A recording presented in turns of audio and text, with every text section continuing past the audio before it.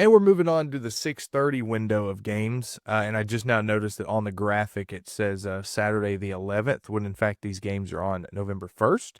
So apologies for that. I know you're going to let me know down in the comment section how we got that wrong, but go ahead and do that.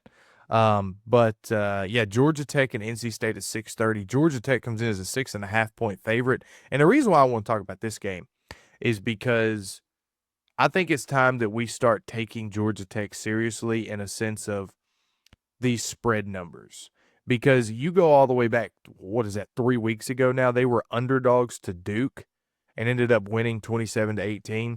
And then the spread for Georgia Tech Syracuse last week, Georgia Tech ended up covering that spread. So they've been playing really good against the spread. And so to me, this number at 6.5 feels low to me, and I know you disagree, and I know we're going to talk about that, but I think it's time that we start talking about Georgia Tech like we would be talking about a Florida State team if they were in Georgia Tech's shoes at where they're at in the season, the record that they have, and how they're playing ball. I just want to point that out that if this was somebody besides Georgia Tech, I know they're ranked 8th in the country, so the AP voters are giving them credit, but the majority of the country is not talking about Georgia Tech like they would if this was a Florida State. One, I disagree with you. They're not even getting respect in the AP poll. They're ranked behind an Ole Miss team whose best win is, well, I guess now Oklahoma, but was LSU, and Oregon, who's beaten nobody. So body of note anyway.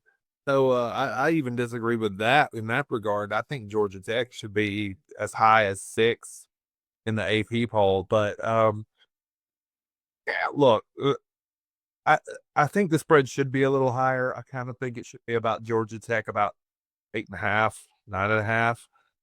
Here's the reality: NC State road games are tough in the ACC.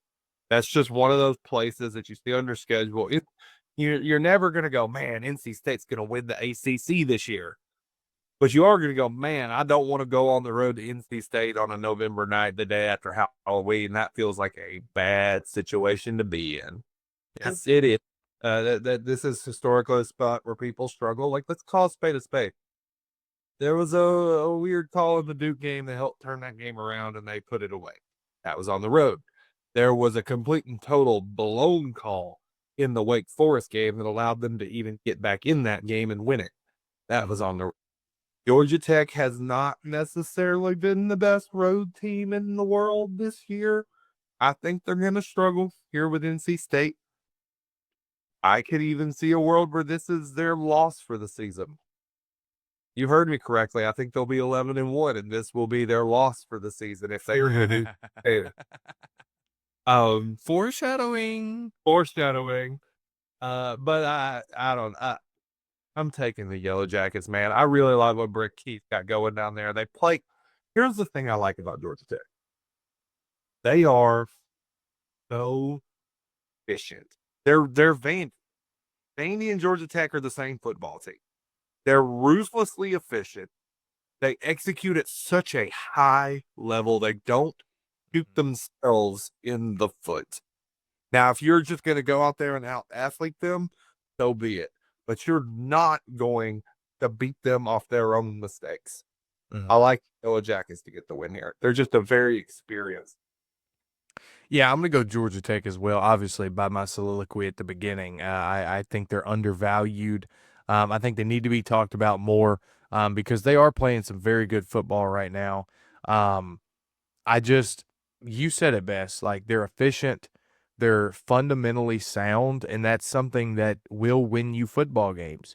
When all these other teams are trying to be too much, do too much, be somebody that they're not, Georgia Tech is leaning into their strengths and leaning into what they do best and not trying to mold or change their team to match an offense. They're molding their offensive strategy around the team, similarly to Vandy, and that's what makes it efficient.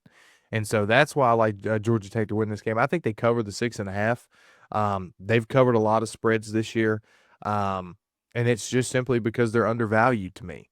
And so I'm definitely excited to watch this game. Hopefully, I'm right about that because you got me kind of nervous about the Halloween stuff.